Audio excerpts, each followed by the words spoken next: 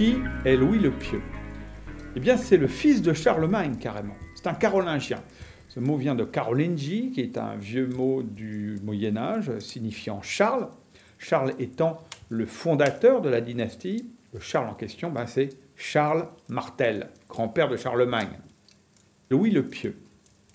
Eh bien, durant son règne, il a beaucoup de soucis. D'abord avec les Vikings, qui déjà arrivent, et puis avec ses fils, qui se révoltent contre lui, et également à certains seigneurs locaux qui souhaiteraient récupérer de l'indépendance. Et c'est pour ça qu'il va nommer Nominoé, un homme de confiance. Donc on sent bien que Nominoé a quand même du poids dans la cour de l'empereur. Il est même repéré à Aix-la-Chapelle et surtout à Strasbourg. Écoutons Frédéric Morvan nous en dire plus. Strasbourg, c'est très très loin. Il faut des mois, plusieurs semaines pour arriver à Strasbourg. Eh bien en fait, on s'aperçoit qu'il il connaît très bien le terrain, première chose, et il connaît bien les principaux personnages. Donc il est considéré comme quelqu'un d'important. Ce qui est très intéressant, c'est que Réginald de Plume, qui n'est pas n'importe quel chroniqueur, c'est même le chroniqueur impérial, parle beaucoup de Nominoé. Il en parle beaucoup par rapport à une certaine situation, parce que la Bretagne est très très importante au point de vue stratégique. Et donc, résultat, il en parle beaucoup. Est-ce que Nominoé avait un rôle diplomatique? Oui. Alors, tout va bien pour lui jusqu'en 840. Et en 840, eh bien, Louis le Pieux va mourir. Ça va être un nouveau défi pour Nominoé. C'est une histoire de famille. Louis le Pieux, le fils de Charlemagne, l'empereur, a eu des enfants. Et comme chez les Mérovingiens, sous les Carolingiens, on divise le patrimoine, c'est-à-dire l'empire, entre les différents fils. Et Charles le Chauve était issu du deuxième mariage de Louis le Pieux. Et donc ses frères, ses demi-frères, ne l'aimaient pas. Donc résultat, Nominoé était plus proche de Louis le Pieux, mais aussi de ses fils du premier mariage et pas du deuxième mariage. Et Louis le Pieux a donné énormément à Charles le Chauve, c'est-à-dire au deuxième lit, au petit dernier. Il a donné énormément, vraiment beaucoup trop même, c'est-à-dire il lui a donné toute la région de la Gaule du Nord, ce qu'on appelle la Francie occidentale, avec aussi une autorité sur les Bretons. Un événement va précipiter les choses exactement en 841. Un événement qui est un petit peu comme maintenant aurait pu être la chute du mur de Berlin à notre époque. Il s'agit de la bataille de Fontenoy en Puisaye, une guerre fratricide entre les enfants de Louis le Pieux. Et donc à ce sujet, je vous propose d'y aller. On va quitter la Bretagne, nous allons aller pas loin d'Auxerre, justement, où a eu lieu cette fameuse bataille de Fontenoy en Puisaye.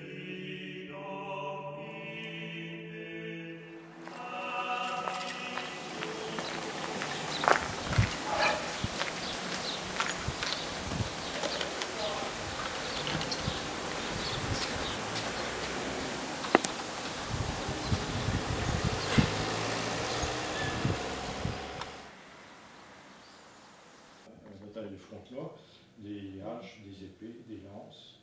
Voilà, alors il y avait déjà des faussaires, les faussaires, s'ils se faisaient prendre, ils étaient bouillis. C'était une vieille coutume du vivant du père, on partageait le territoire, donc il a donné à Lothaire l'Italie, il a donné à Pépin l'Aquitaine et il a donné à Louis la Bavière. Lothaire étant l'aîné, a été associé au titre d'empereur. Pépin II aurait dû avoir l'Aquitaine, mais ce royaume d'Aquitaine avait été donné au petit Charles pour qu'il ait un territoire, ainsi qu'une autre partie qui avait été prise dans le royaume de Louis. Lothaire, qui était autoritaire, ambitieux, revendiqué et tout, il voulait qu'on lui obéisse, tout simplement. Il voulait le titre d'empereur, c'était l'aîné.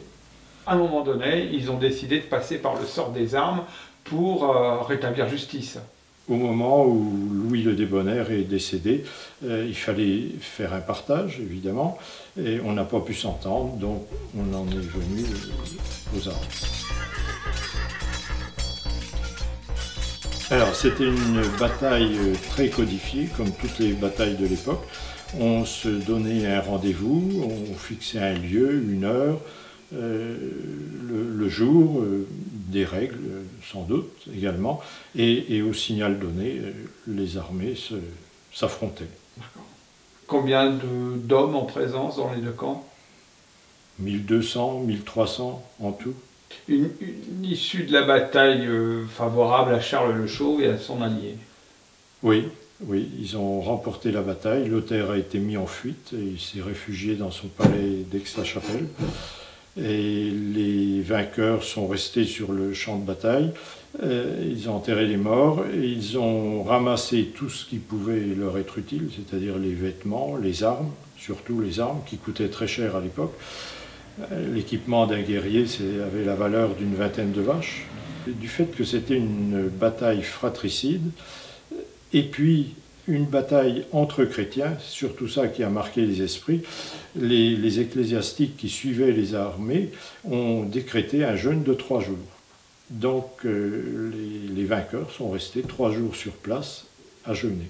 Après, il y a une rencontre qui a partagé l'Empire en 3. En 842, il y a eu déjà les serments de Strasbourg, où Louis et Charles se sont prêtés serment de s'aider mutuellement en cas d'une nouvelle attaque de Lothaire, attaque qui n'a pas eu lieu.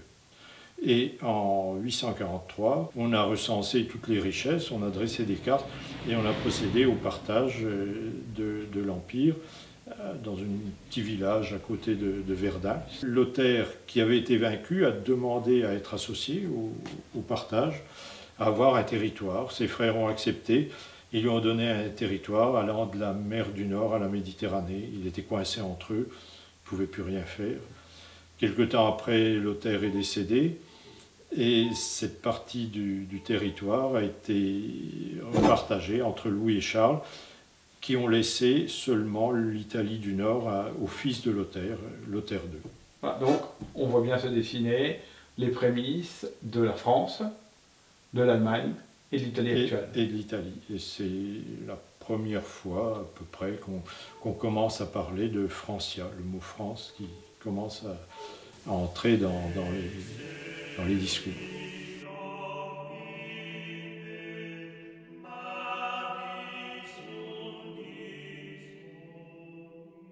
Donc Lothaire qui avait mis son camp là vers l'Obélisque, il y avait 400 guerriers, il y avait 1600 serviteurs, à peu près 1200 chevaux, parce qu'ils en avaient 3 chacun, le destrier pour la guerre, pour se battre, le palefroid c'était pour tirer c'était pour se déplacer, et puis le cheval de bas pour tirer le chariot, parce que chaque guerrier avait au moins un chariot. Quand on partait en expédition, il fallait être autonome. Vous n'avez pas le droit de piller, ou alors acheter, mais surtout pas piller. Enfin, non, les capitulaires disaient ça. Pourquoi Fontenoy a-t-il été choisi comme endroit de la bataille? C'est le hasard, tout simplement le hasard. Les armées de Lothaire, qui voulaient rejoindre l'armée de Pépin, ont été arrêtées dans leur progression par les armées de Louis et Charles. Et Lothaire étant stoppé au niveau de Fontenoy, il s'est arrêté, il a posé son camp et la bataille a eu lieu quelques jours après. Ça s'est passé en été, pourquoi l'été particulièrement? L'été, parce qu'à l'époque médiévale, pas seulement à l'époque des Carolingiens, on se battait uniquement l'été pour plusieurs raisons, parce qu'une armée en déplacement, c'était beaucoup de personnel, beaucoup de chevaux, des chariots, donc il fallait des chemins carrossables, secs. En hiver, c'était boueux, on n'aurait pas pu se déplacer. Et puis, il fallait de la nourriture pour les chevaux, il y avait énormément de chevaux. Donc, il fallait impérativement que ce soit au printemps ou en été.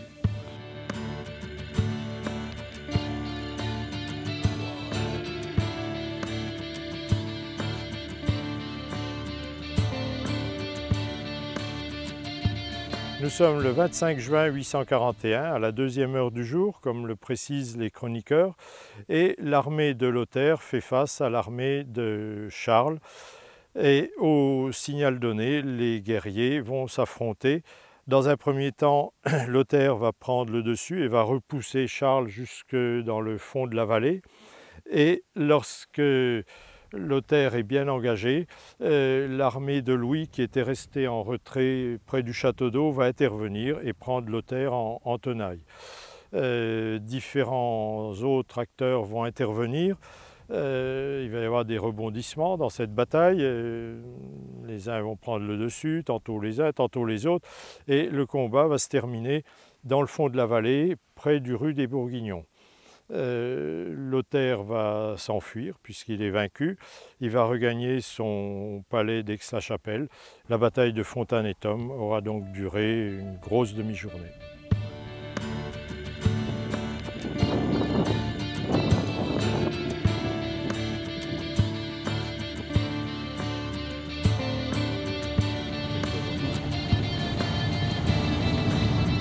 Alors donc il y a des gens qui viennent se recueillir quand même ici sur le monument? Il y a beaucoup de gens qui viennent à l'obélisque, oui, qui viennent voir. Il y a beaucoup d'Allemands, des étrangers, des Hollandais. Donc pour les Allemands, ce lieu est quand même identifié, quoi.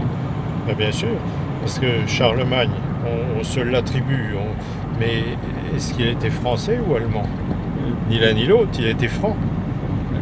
Et maintenant, la capitale de Charlemagne, Aix-la-Chapelle, est en Allemagne. C'est pour ça que les Allemands sont friands de cette partie de l'histoire.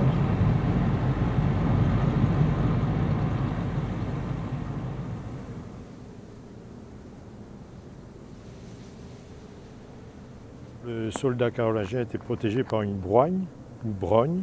C'était une tunique de cuir ou de métal.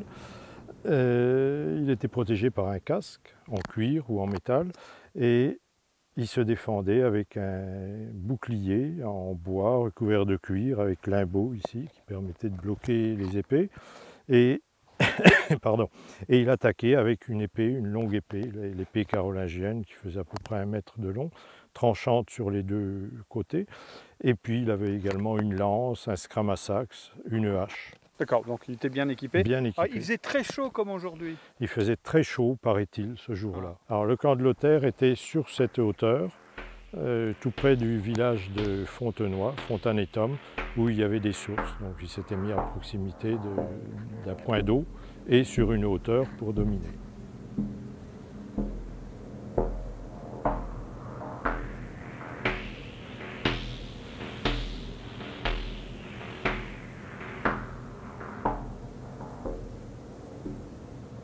Alors on a coutume de dire que cette bataille fut très violente, il est vrai, mais par contre elle fit très peu de morts du côté des élites. Sauf que parmi ces élites, justement, on trouve un certain comte Ricuin de Nantes, qui a donné sa vie pour Charles le Chauve. Autre allié de Charles le Chauve, Lambert II de Nantes, qui se dit, Ricuin de Nantes étant tombé, je vais récupérer le comté de Nantes qui appartenait déjà à mon père, Lambert Ier. Eh bien il n'en saura rien. Charles le Chauve va lui préférer un certain Renaud d'Erbrouge qui, lui, va régner sur Nantes pendant des années. Et cela va avoir des conséquences politiques et géopolitiques considérables pour Charles le Chauve, qui n'a pas vu le vent venir, c'est le cas de le dire, car notre ami Lambert II va s'allier à l'homme fort venant de l'Ouest, Nominoé.